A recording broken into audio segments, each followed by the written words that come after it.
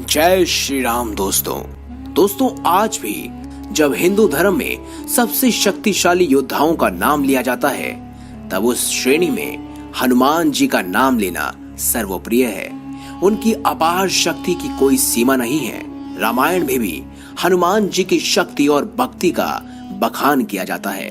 कहते हैं ना, भक्ति में ही असली शक्ति होती है।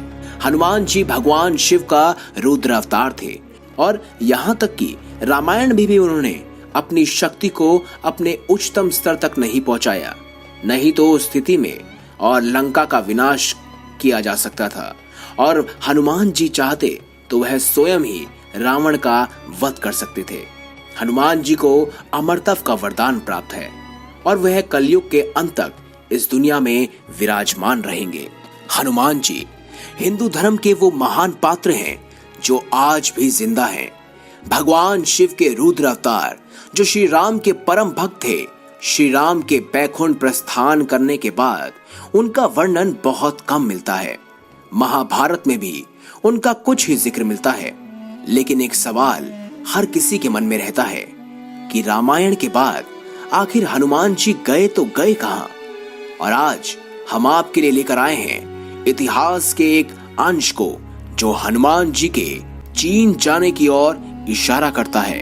जी हाँ, आपने सही सुना, भारत का पड़ोसी देश चीन। अगर हम चीन की दंत कथाओं को देखें तो उसमें एक खास प्रकार का कैरेक्टर है जो बिल्कुल हूबहू भगवान हनुमान से मिलता जुलता है और इसे चीन में मंकी किंग के नाम से जाना जाता है। जी हाँ, जिसे सन वू कॉन्ग भी कहा जाता है। वो एक महान वानर था जो अनंत शक्ति का मालिक था। इस शक्ति से उसने बचपन से ही कई बड़े बड़े काम कर दिखाए। अगर हम उसकी समानता हनुमान जी से करें तो आपको बहुत आश्चर्य होगा। दोनों की शक्ति हो या उनके द्वारा किए गए कार्य, आप ऐसी समानताएं पाएंगे जो आपको सोचने पर मजबूर कर देंगी। मंकी किंग अपने आकार को कभी भी छोटा या बड़ा कर सकता था, जिस तरह हनुमान जी कर सकते थे। रामायण में भी हनुमान जी ने अपना आकार छोटा कर लंका में प्रवेश किया था। मंकी किंग एक ही छलांग में कई किलोमीटर की दूरी तय कर लेता था। उसी रफ्तार का कोई मुकाबला नहीं कर सकता था। जबकि हनुमान जी के बारे में भी ऐसा कहा जाता है।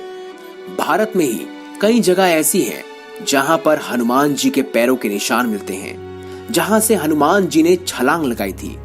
मंकी किंग एक बार स्वर्ग की तरह जाते हैं जहां पर देवता भी उनका सामना नहीं कर पाते हैं। हनुमान जी के भी देवराज इंद्र के साथ युद्ध का वर्णन मिलता है। लेकिन मंकी किंग के हथियार के तौर पर एक बड़ी लंबी धातु की छड़ी बताई गई है। हनुमान जी हमेशा गधा के साथ नजर आते हैं और इसमें समानता कैसी? दरअसल चीन की कथाओं के अनुसार मंकी किंग का हथियार वो धातु का छड़ थी जिसको वो जितना लंबा या भारी बनाना चाहते थे बना सकते थे। वो उसका आकार भी बदल सकते थे। जबकि रामायण में भी हनुमान जी इस शक्ति का वर्णन करते हैं। वो अपनी गधा का आकार बदल सकते थे, इसीलिए वो गधा उनके सिवा कोई नहीं उठा सकता था। क्या सच में हनुमान जी रामायण के बाद चीन चले गए थे, जहां पर उनकी कहानियां सुनाई जाती हैं? चीन के प्रसिद्ध इतिहासकार ची शॉलिंग पूरी तरह से मानते थे कि मंकी किंग कोई और नहीं बल्कि हिंदू धर्म के हनुमान जी ही थे, जिन्होंने चीन में समय बिताया और उनका इतिहास चीन के साथ गुजर गया। समय के साथ इतिहास के कई पन्नों को भुला दिया गया और जो बचा वो सबके सामने आज साक्ष्य के रूप में है। दोस्तों, मंकी किंग के ऊपर चाइना में बहुत सारी फिल्में भी बनाई गई हैं जिसमें उनकी शक्ति का वर्णन किया गया है। तो दोस्तों, आप क्या मानते हैं कि क्या सचमुच मंकी किंग ही हनुमान है? कमेंट बॉक्स में अवश्य हमें लिखकर बताएं। और अगर आपको हमारी ये खास वीडियो, यह जानकारी अच्छी लगी हो तो इस वीडियो को लाइक करें, हमारे चैनल को सब्सक्राइब करें और इस चैनल का बेल आइकन अवश्य दबाएं ताकि आपको हनुमान जी से जुड़ी तमाम जानकारियां प्राप्त हो सके। धन्यवाद।